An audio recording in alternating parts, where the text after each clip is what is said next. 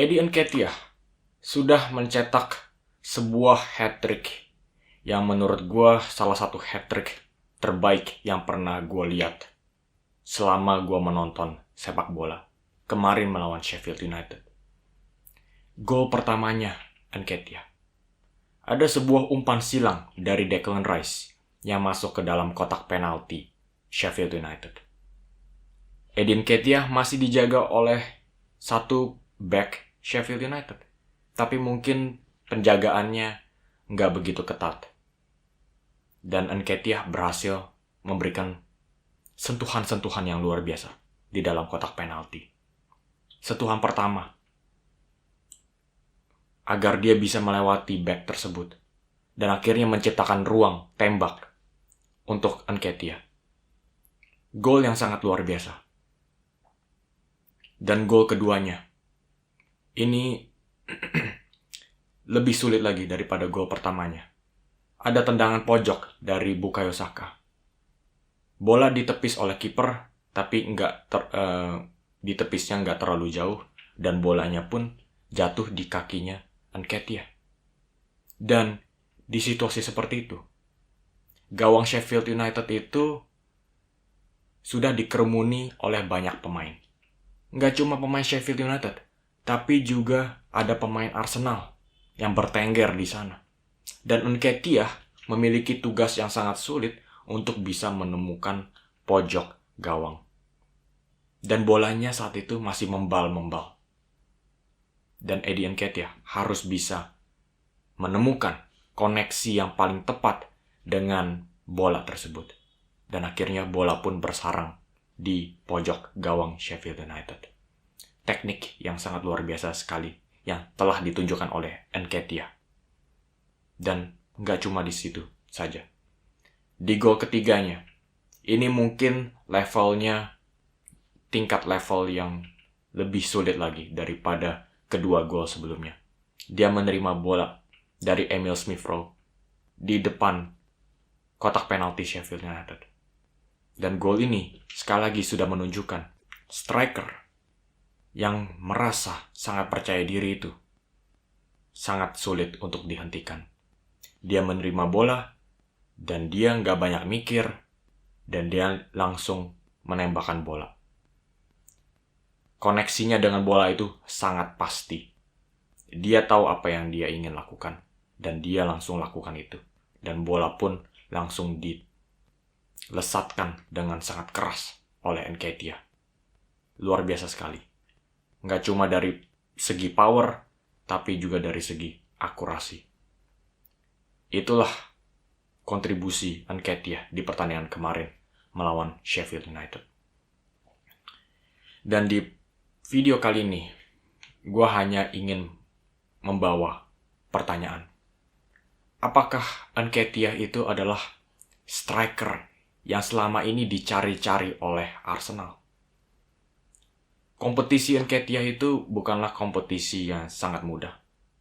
Ada Gabriel Jesus di sana. Tapi di video kali ini gue hanya ingin memperdebatkan sekali lagi. Apakah sebetulnya Nketiah itu striker yang lebih tajam daripada Gabriel Jesus? Karena situasinya sekarang ini adalah Gabriel Jesus mengalami cedera lagi.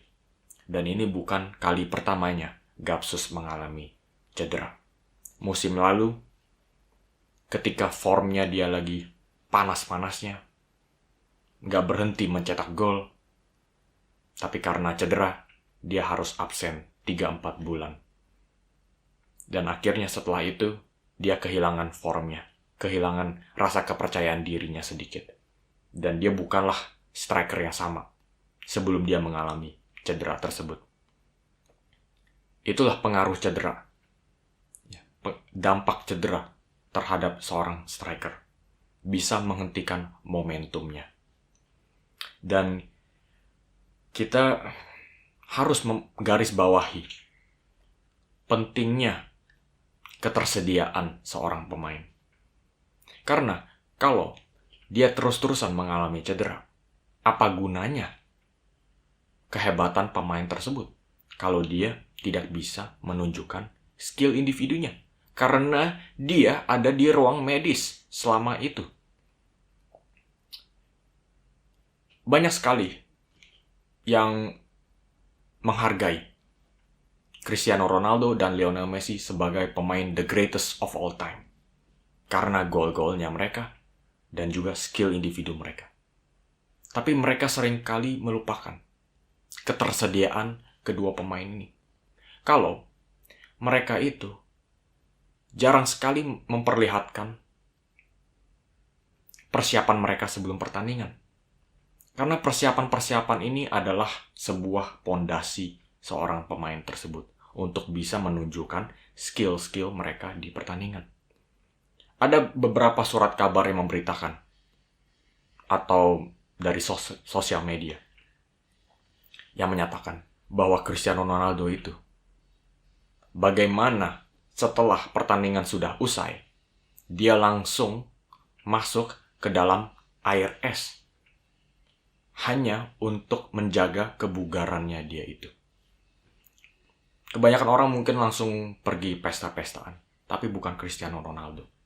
Dan dari sisi kehidupan seorang pemain sepak bola ini jarang sekali kelihatannya sisi tersebut.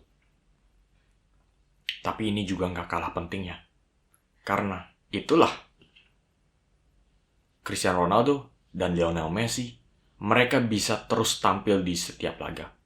Kapan terakhir kali kita melihat Ronaldo dan Messi jatuh di lapangan dan minta untuk digantikan oleh pemain lainnya? Kapan terakhir kali? Itulah pentingnya ketersediaan. Dan kita nggak bisa menganggap remeh ketersediaan itu. Dan saat ini Nketiah nggak hanya ada ketersediaan, tapi dia juga sudah memberikan gol-gol.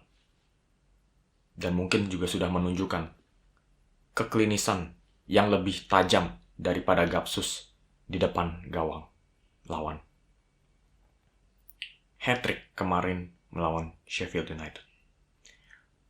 Dari situlah mungkin gue bisa bilang kalau dia lebih tajam dari Gapsus. Di sepak bola modern kali ini, kita agak sedikit melupakan seberapa pentingnya striker tradisional seperti Eddie Nketiah. Karena kita sering melihat striker yang bisa dribbling, yang bisa memberikan umpan-umpan terobosan, dan juga bisa beroperasi sebagai nomor 10. Karena evolusi sepak bola modern seperti ini, kita seringkali melupakan pentingnya seorang striker tradisional. Kita sering melupakan tugas utamanya mereka sebagai striker, yaitu mencetak gol. Itulah sebabnya Filippo Inzaghi menjadi striker legendaris timnas Italia, Juventus, dan AC Milan. Walaupun kualitas-kualitas dia selain mencetak gol itu kurang memadai, seperti memberikan umpan atau dribbling, tapi dia sudah berhasil mencetak berapa gol untuk klub-klub yang dia bela. Gak ada yang peduli dengan kekurangan-kekurangan lain dari Filippo Inzaghi. Karena dia cukup fokus dengan tugas utamanya, yaitu mencetak gol. Kita nggak bisa melupakan kualitas terpenting seorang striker ini. Di sepak bola modern kali ini, kita sekarang harus lebih menggarisbawahi kualitas tersebut. Dan kalau kita lihat, Pep Guardiola, bayangkan saja Pep Guardiola yang suka memainkan strategi tiki-taka pun juga sudah mengurangi ketegasannya dia terhadap filosofi sepak bola yang dia ingin mainkan dengan Erling Haaland di Manchester City. Sekarang ini Erling Haaland di Man City, dia sama sekali tidak berpartisipasi dalam segi pengaliran bola. Dia cukup tugasnya itu untuk mencari posisi yang tepat untuk mencetak gol.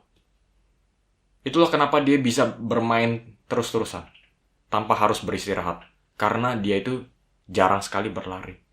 Dia cukup untuk fokus dengan tugas utamanya dia itu. Karena Manchester City tahu mereka ada pemain-pemain kreatif yang bisa menyalurkan umpan-umpan ke Erling Haaland. Dan Arsenal sebetulnya lebih memerlukan Eddie Nketiah sebagai seorang poacher daripada Gapsus. Karena dari segi kreatif, Arsenal juga memiliki pemain-pemain kreatif yang sangat luar biasa juga di belakang Nketiah. Ada Martin Odegaard, ada Declan Rice, Martinelli, dan Bukayo Saka. Dan umpan-umpan yang mereka sediakan ini harus diselesaikan oleh striker yang sama tajamnya di depan. Dan kali ini gue ingin mengutarakan bahwa mungkin Arsenal lebih membutuhkan seorang Eddie Nketiah daripada Gabriel Jesus. Dan fenomena ini nggak cuma terlihat di Manchester City saja. Coba kita lihat dengan Son Heung-min, yang kemarin itu baru saja mencetak 1 gol lagi untuk Crystal Palace. Dan sekarang ini bisa kita lihat, perebutan top scorer di Premier League itu bisa kita lihat akan berujung dengan 2 pemain ini, Erling Haaland dan Son Heung-min. Sama juga Son Heung-min. Kenapa dia itu bisa menjadi striker tajam? Adalah dia cukup fokus dengan kualitas terbaiknya, yaitu mencetak gol. Dia tidak usah memikirkan untuk mengalirkan bola atau melakukan dribbling yang tidak diperlukan. Dia cukup fokus untuk menerima kesempatan dari James Maddison, Kulusevski, dan untuk menyelesaikan peluang-peluang tersebut. Itu saja. Tapi, ya itu. Ini balik lagi ke keputusannya Mikel Arteta. Salah satu pelatih modern yang pastinya juga berpikir sangat modern. Mungkin dari segi modernisasi pikiran pelatih-pelatih saat ini, mungkin Arteta masih tetap lebih pro ke Gabriel Jesus daripada Eddie Nketiah. Tapi, kembali lagi ke pernyataan gue sebelumnya. Kalau sebetulnya Arsenal mungkin lebih membutuhkan seorang Eddie Nketiah daripada Gapsus, karena pemain-pemain di belakangnya pun sudah sangat kreatif. Oke guys, sampai di sini aja video kali ini. Coba kasih pendapat kalian. Apakah kalian setuju bahwa Eddie Nketiah pantas untuk menjadi striker utama Arsenal? Kasih pendapat kalian. Apakah kalian merasa sebetulnya Eddie Nketiah itu lebih diperlukan oleh Arsenal daripada Gabriel Jesus? Jangan ragu-ragu kasih komen di kolom di bawah. Dan seperti biasa, jangan lupa klik like dan subscribe karena ini adalah dukungan yang besar untuk channel ini. Dan pastinya gue akan terus upload konten-konten Premier League selanjutnya. Oke? Jadi patut ditunggu dan sampai di sini aja video kali ini. Sampai jumpa di video selanjutnya dan terima kasih sudah menyaksikan.